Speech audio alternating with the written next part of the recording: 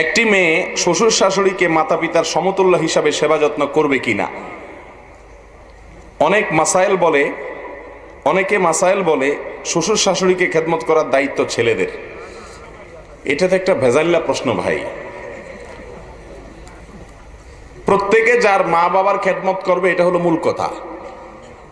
ছেলে তার মা বাবার খেদমত করবে, মেয়েও তার মা বাবার খেদমত করবে। কিন্তু আমাদের দেশে মা বাবা, এদিকে মনোযোগ দেন আপনারা,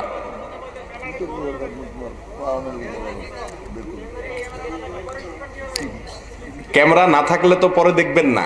ওই যে সুন্দর কথা বলছে, হ্যাঁ, আর এটা আমার ক্যামেরা, এগুলা তো অন্য ভাইদের ক্যামেরা। জি, একটু নামাই দেওয়া যাস, ভাইদের ডিস্টার্ব করিও না। ভাই, শ্বশুর শাশুড়ির খেদমত মহিলারা করবে কিনা এটা নিয়ে এখন ফতুয়ার শেষ নাই। মহিলারা চায় হুজুর আমাদের পক্ষে একটু ফতুয়া দেখ, আমরা একটু জান বাঁচি। ঠিক না ভাই? ঠিক। মাসআলা আমি সোজা বলি, অনেকেরই অপছন্দ হবে, পুরুষদের সবার অপছন্দ হবে, তারপরেও বলতে হবে সত্য কথা আমাকে। মা বাবার খেদমত সন্তানের দায়িত্ব। ছেলের দায়িত্ব তার মা বাবার খেদমত করা, মেয়ের দায়িত্ব তার নিজের মা বাবার খেদমত করা। কিন্তু আমাদের মতো গরিব দেশে ছেলে চাইলে বাবা মার খেদমত বসে বসে করতে পারে না। এই জন্য সে বাইরে যাইতে হয়, বিদেশে যাইতে হয়, দূরে যাইতে হয়। বাসায় থাকে তার ওয়াইফ, তার স্ত্রী যদি তার পক্ষ থেকে তার মা বাবার খেদমত না করে তাহলে কে করবে? এখন স্ত্রী যদি বলে না, আইনে নাই, আমি খেদমত করার কথা না, তোমার বাপ মা তুমি করবো, আমার তো বাপ মা না, আমি মুরব্বী হিসাবে সম্মান করব, ঠিক আছে, চা কাপ বানাই দেবো, ঠিক আছে, কিন্তু আমি সব খেদমত করব না, কারণ বাপ মা কার? তোমার। এই কথা যদি মহিলারা বলে, আর পুরুষরাও যদি বলে ঠিক আছে, আইন অনুযায়ী, ইসলামের নির্দেশ অনুযায়ী আমার তো বিয়ে একটা বেশি করা জায়েজ আছে, এটা বলার অধিকার পুরুষদের আছে না নাই? এ অধিকার পুরুষদের নাই।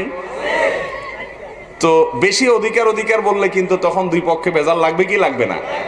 এই জন্য মেয়েদের উচিত হলো এই চিন্তা করা যে আমার স্বামীর দায়িত্ব তার বাপ মার খেদমত করা, কিন্তু বেচারা পারে না, আমার ভালোর জন্য সে বাইরে চলে গেছে, আমার সংসারের ভালোর জন্য সে বাইরে চলে গেছে। তাহলে সে যখন এত কষ্ট করতেছে, তার দায়িত্বটা আমি তার পক্ষ থেকে তার মা বাবার খেদমত একটু করার চেষ্টা করি। এটা মেয়েদের করা উচিত, এটা তাদের নৈতিক দায়িত্ব। কথা বুঝে আসছে? মেয়েরা এখন শ্বশুর শাশুড়ির খেদমত করতে চায় না। কেন করতে চায় না? এখন তারা অনেক বিজি, হিন্দি সিরিয়াল দেখা লাগে, ফেসবুক টিপা লাগে, ইউটিউব দেখা লাগে, তারা অনেক বিজি এখন। ঠিক না বে ঠিক? যেই মেয়েরা শ্বশুর শাশুড়ির খেদমত করাকে আযাব মনে করে, ওই টাইমে বসে বসে মোবাইল টিপে আর টিভি দেখে, তারা একদিন শাশুড়ি হবে না? যেরকম করবে সেরকম হবে, কোনো সন্দেহ আছে? কোন বাপের গোলায় দড়ি দিয়া ছেলে, বদমাইশ ছেলে, কুলাঙ্গার ছেলে টানতে এক জায়গা পর্যন্ত নিছে, নেওয়ার পরে বাপে ইশারা দিতেছে, কি হয়েছে বুড়া, কি বলো? আর টানিস না বাবা, এই পর্যন্ত আর টানিস না। কেন? তোর দাদার আমি এই পর্যন্ত টানছিলাম। যেরকম করবে হবেও কি ওই রকম। যে সমস্ত মেয়েরা শ্বশুর শাশুড়ির প্রতি দায়িত্বশীল হয়, তাদের প্রতি তাদের বৌমারাও, তারা বুড়া হলে ইনশাআল্লাহ দায়িত্বশীল হবে। তবে এটাও খেয়াল করা উচিত, অনেকে বৌমাদেরকে কাজের বুয়া হিসাবে আনে, কাজের মহিলা হিসাবে আনে। সে কাজের মহিলা না, সে আপনার পুত্রবধূ। তার প্রতি সম্মান দেখানো মুরব্বীদের কি দায়িত্ব। অনেক মুরব্বীরা আছে, তারা জুলুম করে, সকাল থেকে রাত পর্যন্ত গাধার মতো খাটনি করে, নিজের মেয়েটাকে একটা কাজের কথা বলে না, সব বৌমা করে। আছে না নেই? এই দুইটাই জুলুম। বৌমা যদি স্ট্রাইক করে, মোবাইল টিপে বসে বসে শাশুড়ির খেদমত না নেয়, সেটা যেরকম জুলুম। বৌমারে কাজের বুয়ার মতো ব্যবহার করে নিজের মেয়েকে রানীর মতো বসায় রাখা, সেটাও কি? আল্লাহর কাছে বৌমা যেরকম দাঁড়াইতে হবে, শ্বশুর শাশুড়িকেও দাঁড়াইতে কোনো সন্দেহ আছে?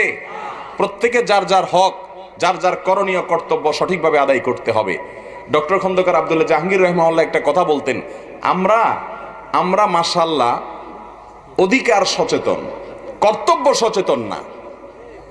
একটা হলো অধিকার সচেতন, আরেকটা হলো অধিকার সচেতন মানে হলো আমার কি অধিকার আছে, বৌমা কেন করলো না, এই তো জাহান্নামের চৌরাস্তা পার করে দিব তারে বদদুয়া দিয়া, এটারে বলে অধিকার সচেতন। আর কর্তব্য সচেতন না মানে হলো সে অন্যের ঘরের মেয়ে আমার ঘরে আসছে, আমার কাছে আমানত, তার দিকে খেয়াল করা, তাকে স্নেহ করা, ভালোবাসা দেওয়া, মায়া দেওয়া, মমতা দেওয়া, আপন করে নেওয়া, এটা যে শ্বশুর শাশুড়ির দায়িত্ব, এটা তারা ভুলে যায় অনেক সময়। সব সময় সবকিছু হয় না, দুই পক্ষেরই কি হয়, ত্রুটি হয়।